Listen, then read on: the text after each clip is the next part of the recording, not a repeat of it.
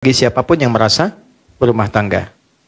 Kenapa? Karena declare ayatnya pertama kali sudah mengatakan, engkau pasti menemukan kekurangan di pasanganmu. Itu poinnya. Tapi kadang kesadaran itu menjadi berkurang karena setan bermain dengan cukup indah di situ. Provokasinya terlalu banyak. Apa yang pertama kali setan tanamkan pada pasangan ketika melihat pasangannya kurang baik terlihat adalah sikap putus asa.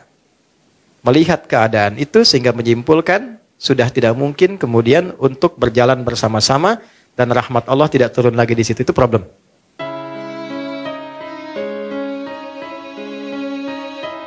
Pasangan ingin berpisah karena sulit berkomunikasi dan merasa tidak ada cinta lagi ke kita.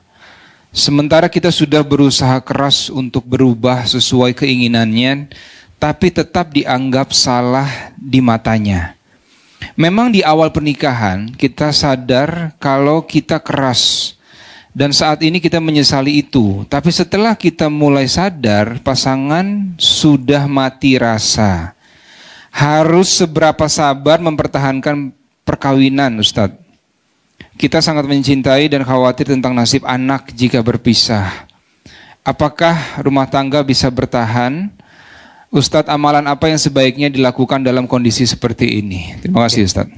Baik, problem ini sebetulnya alamiah akan dialami oleh siapapun yang berumah tangga. Saya ulangi ya, problem ini akan alamiah bagi siapapun yang merasa berumah tangga.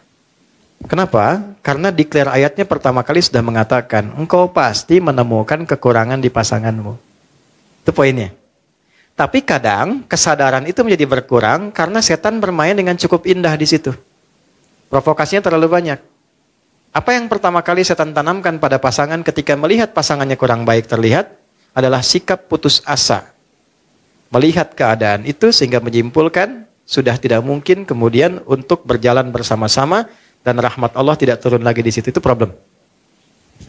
Maka bagaimana kemudian menguji itu semua? Ada dua timbangannya. Pertama, lihat baik-baik pada konteksnya. Satu, konteks perbedaan apa yang muncul di antara keduanya itu? Apakah sikap atau perbuatan maksiat? Gitu. Bedakan. Secara fikih nanti berbeda hukumnya. Misal, kalau sikapnya mengarah pada perbuatan maksiat, dia nggak mau sholat, sering mabuk, ya, sering mengonsumsi hal yang dilarang dan sebagainya, berpengaruh buruk pada anak, pada ini dan sebagainya, dan bisa membawa. Dan sudah berulang kali diingatkan, diminta, dibawa, sulit dan sebagainya. Ya, mau direhab dan sebagainya, sulit misalnya dan seterusnya. Nah, sementara pengaruh-pengaruhnya tetap kuat dalam kehidupan keluarga dan bisa menjauhkan. Yang paling utama adalah ya dari ketaatan kepada Allah Subhanahu wa taala. Maka muncul skema nanti. Dan cara skemanya Quran surah keempat ayat 34 sampai 35, puncaknya nanti di Quran surah ke-65-nya, dengan namanya langsung. Ayat 34, ayat 35 memberikan jalan keluar. Satu, dari komunikasi fa'idhuhunna. Dua, wahjuruhunna fil madaji, mengecek cintanya masih ada atau enggak. Pisah dulu, dari pisah tempat tidur, pisah ruangan, sampai yang satu dulu ke rumah ibunya atau ke bapaknya. Untuk ngecek ada kepedulian enggak, tanya enggak, kan? Masih peduli enggak, dan seterusnya. Enggak ada sama sekali, tetap larut dalam perbuatannya. Masuk yang kedua, ayat 35. Fa in khiftum shiqaqa bainihima fab'athu hakaman min ahli wa hakaman min ahliya. Kalau enggak bisa sendirian menyelesaikan, maka cari ruang kepada pihak yang ketiga. Pertama paling dekat keluarga, wali dulu. Kalau enggak ketemu, yang disepakati oleh keduanya, yang dipercaya. Ustadz siapa, teman siapa, si fulan, yang memang pendapatnya bukan untuk dibagi, tapi memberikan kontribusi. Nggak ketemu di sini, masih belum berubah dari maksiatnya, naik ke sini puncaknya.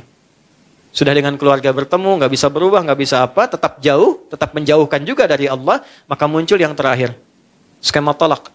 Ditolak pun ada tahapan, nggak bisa langsung tolak. Kasih pelajaran pertama, suami menolak. Kalau nggak mau, muncul khulu, istri mengajukan. Kalau istri mengajukan, sifatnya fasakh, dipisahkan oleh hakim. Ya, dipisahkan ini nggak seperti talak yang biasa. Kalau yang biasa, rujuk sekali, memperbaiki. Itu rujuk itu jangan dipandang rujuk, nggak begitu.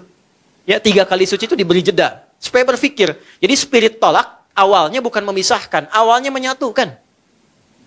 Sehingga diberi jeda. Coba 3 kali suci, berpikir enggak, berpikir enggak, berpikir enggak. Awalnya tolak itu turun untuk menyatukan, bukan memisahkan. Tapi ketika ini bengal tidak berubah misalnya, tetap dalam konteks maksiatnya, maka muncullah perpisahan. Ya. Itu pun masih mau dirujuk apa enggak? Kalau enggak ya sudah, kalau yang perempuannya nikah lagi selesai. Kecuali ini selesai nyambung lagi. Ini dalam konteks maksiat. Tapi dalam konteks perilaku yang bukan maksiat, misal karakter keras. Ya kan? Macam-macam lah, silahkan keluarkan karakter. 1, 2, 3, 4, 5 dan seterusnya. Sepanjang itu karakter, maka balik ke ayat tadi. Aku pasangkan, kata Allah, dia dengan karakternya kepadamu, karena hanya engkau yang bisa mendulang pahala dari sifat kurangnya untuk mengeluarkan sifat baikmu. Memang pahalanya ada di situ. Kan pengen surga, pengen baik, pengen mulia. Tapi bukan berarti terus-terusan begitu, bukan. Nanti ada jalannya. Ada jalannya. Maka yang pertama apa yang harus dilakukan? 1, serahkan dulu kepada Allah dengan menerima. Ya Allah, terima kasih engkau kirimkan dia untukku. Ya kan? Bukan yang lainnya. Untuk meningkatkan sisi-sisi positif yang mungkin aku bisa tampilkan dalam kehidupan. 1 poin. 2, saya agak cepat. Minta sama Allah, doa. Ya Allah, engkau kirimkan dia kepada aku, bukan pada yang lain. Dan engkau janjikan dalam keberpasangan ini untuk saling menyempurnakan. Mohon turunkan sifat kerasnya menjadi lemah lembut. Bagaimana cara melakukannya? Ya, gak usah di depannya. Kok keras amat sih? Kenapa harus begitu sih? Capek begitu. Bangun malam, sholat di sampingnya, minta sama Allah. Habis sholat minta sama Allah, jaharkan aja. Nangis gak apa-apa. Ya Allah, terima kasih kau kirimkan suami kepada aku. Dia memberikan kebutuhanku, duniaku. Semua tercukupi baik untuk anak-anak sebagainya. Cuman mohon ya Allah, engkau yang maha lembut. Lembutkan dia ya Allah. Sebagaimana ibuku bersikap lembut kepadaku. Ayahku gak pernah menyakitiku. Lembutkan dia ya Allah. Berikan kesabaran kepadaku untuk menerima ia menjadi lebih lembut dalam kebaikanmu. Mintakan. Hari pertama, hari kedua. Dan kalimat Qurannya jelas. Jangan pernah ada rasa putus asa untuk meminta. Itu. Hari pertama, mungkin masih tidur. Hari kedua, mungkin dia dengar tapi masih tidur. Hari ketiga, mungkin dia bisa datang memeluk Anda dan minta maaf pada Anda. Ketika ada makhluk yang sulit ditaklukkan dengan makhluk lagi, minta kepada Khalik untuk melembutkan dan menaklukkannya. Itu sudah ditempuh atau belum? Ya kan? 3. Pelan-pelan. Datangi pasangan. Tapi bukan untuk mencari kekurangan. Minta maaf kepadanya. Satu aja lu. Dan gak usah gengsi. Aku minta maaf. Kalau dengan semua apa yang aku berikan saat ini, belum bisa membuat engkau misalnya menjadi lebih baik, menjadi lebih nyaman dengan saya, menjadi lebih enak dengan saya minta maaf. Kalau saya belum sabar, belum baik, belum ini. Tolong tunjukkan saya bagaimana mesti bersikap. Minimal turunkan dulu tensinya. Setidaknya ada rasa maaf yang turun. Kalau sudah sedikit frekuensinya turun, lebih mudah untuk menatanya.